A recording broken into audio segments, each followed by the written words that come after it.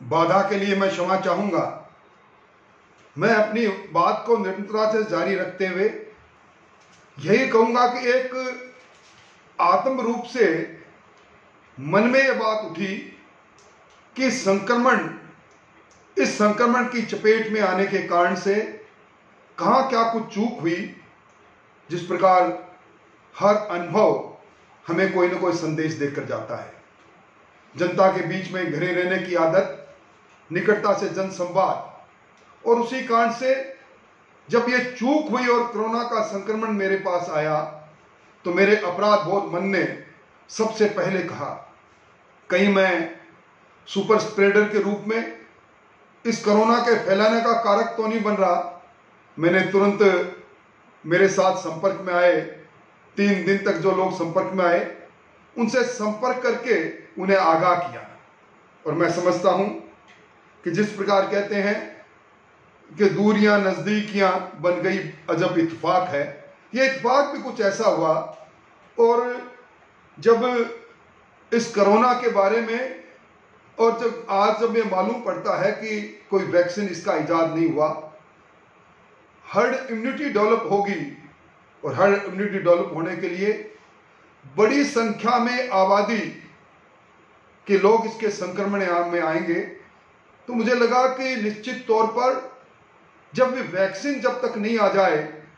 तो इसका बचाव भी, इसका इलाज है। हमें खुद के लिए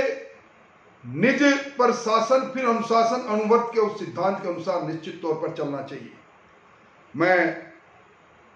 ऐसे मौके पर जब एकाकी में रहने का मौका मिला तो निश्चित तौर पर मैं कहूंगा कि जब मन में मजबूती हो, आत्म चिंतन के साथ साथ आत्म बल जहां हो, स्वाध्याय जहां हो, जहां उपासना ईश्वर की करने की मन से तमन्ना रहती हो, और जहां योग के साथ आदमी जुड़ता है, तो निश्चित तौर पर हमारी पुरानी जीवन की पद्धति इस कोरोना को हराने में सहायक है। और उसी का प्रयोग मैंने करके इस बात को अनुभव भी किया। इस अवसर पर निश्चित तौर पर हमारे देश के प्रधानमंत्री जी ने अवसर में चुनौती को ढूंढने की बात कही। आज हम सब देख रहे हैं कि पूरे विश्व की अर्थव्यवस्थाएं, बड़े बड़े विकसित देशों की अर्थव्यवस्था लड़खड़ाई हुई है। इसी के बीच के अंदर जब आत्मनिर्भर भारत की बात चली तो निश्चित तौर पर इस आत्मनिर्भरता के लिए हमें स्वयं भी अपने आप को परीक्षण की उस समय के अंदर अपने आप का परीक्षण निश्चित तौर पर करना चाहिए। और मैं तो यही कहूंगा, हम सब का कर्तव्य बन जाता है इस वैश्विक महामारी में कोरोना वायरस के रूप में काम करने के लिए, कोरोना योद्धा के रूप में काम करने के साथ साथ हम जो लोग इस वैश्विक महामारी की जद में आकर या इसके कारण से किसी न किसी प्रकार आर्थिक विपन्नता के कारण से, या अपने रोजगार से वंचित रहने के कारण से, या अपने रोजगार किसी कारण से छोड़ने के कारण से, ऐसे जो कारक बन गया वैश्विक महामारी, उसमें हम उनका साया और उनका सहायक कैसे बन सकते हैं, हम उनके साथ कदम के साथ कदम मिलाकर कैसे चल सकते हैं, निश्चित तौर पर हमें ऐसे मौके पर इस पर विचार करना चाहिए। इसीलिए देश के प्रधानमंत्री जी ने चुनौती में अवसर को ढूंढकर इतना बड़ा पैकेज दिया है। आज हमारे लिए प्रसन्नता की बात है कि अभी अभी रबी की फसलों का मिनिमम सपोर्ट प्राइस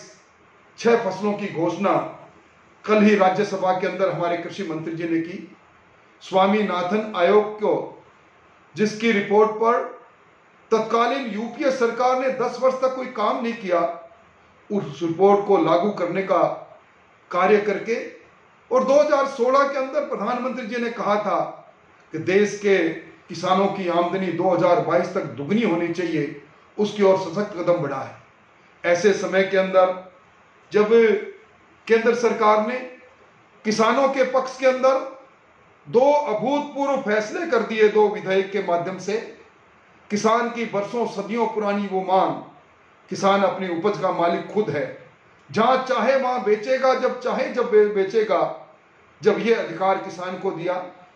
आज छोटे काश्तकार जो देश के अंदर 85% है, उनकी अपनी उपज के साथ वो आधुनिक खेती के साथ जुड़े, और कोई भी व्यवसायी, कोई भी कंपनी बुआई से पहले उनको कहे कि अमुक फसल बोओ और इसका ये मूल्य तुम्हें मिलेगा। ऐसे नवाचार के समय में जिन लोगों ने किसान की बैसाखियां बनने की जगह पर किसान को कमजोर करने का काम किया, आज वो कांग्रेस पार्टी के लोग घड़ियाली आंसू बहा रहे हैं। आज वो कह रहे हैं कि हम कृषि उपज मंडी अधिनियम जो 1955 का है उसको खंड खंड करने की बात कर रहे हैं। शायद वो भूल जाते हैं कि ये जो नया विधेयक आया है इसका मकसद एक ही है कि किसान को कृषि उपज मंडी की झंझोरे से मुक्ति मिले, वो जहां चाहे अपनी फसल को बेच सके, परंतु कृषि उपज मंडी के अंदर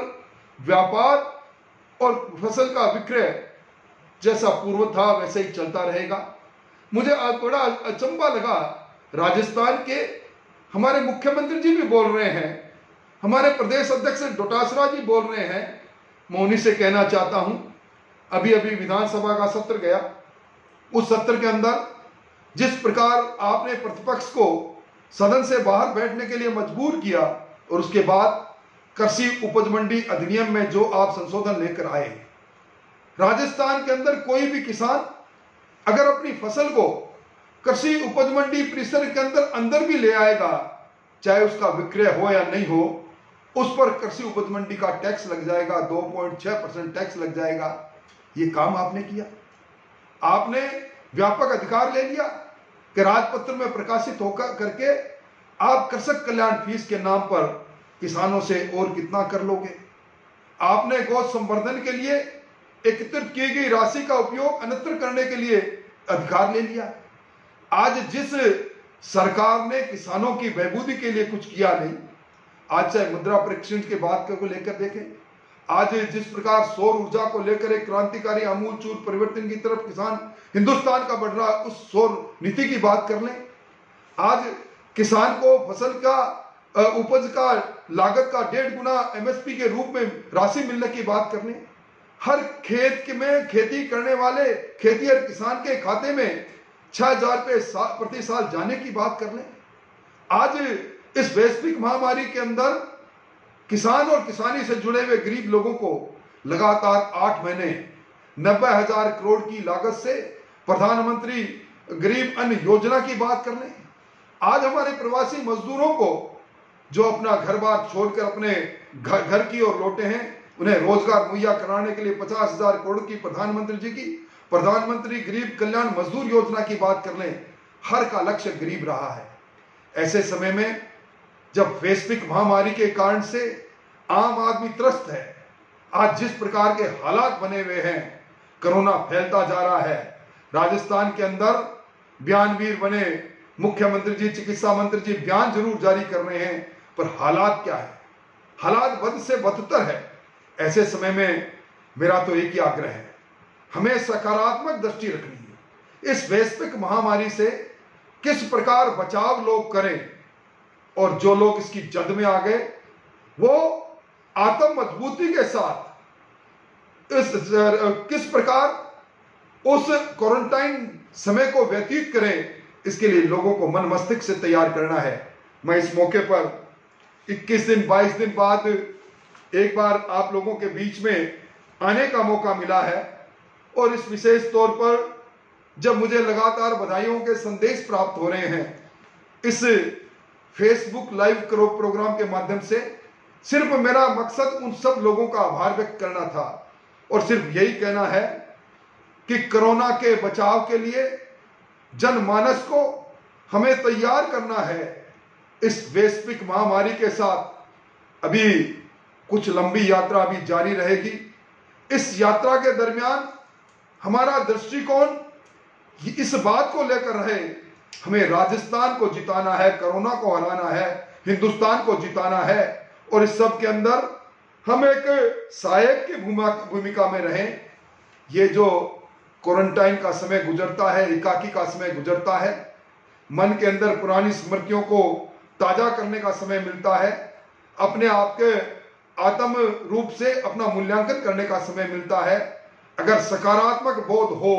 तो इस समय भी निकल जाता है। मैं समझता हूं कि आज के समय में जब चारों ओर इस वैश्विक महामारी की पकड़ और जकड़ के अंदर विश्व आया हुआ है, जो प्रतिपक्ष की भूमिका के अंदर जो दल है आज उन किसानों को गुमराह करने का कुचेष्ट प्रयास कर रहे हैं, जिस किसान के जीवन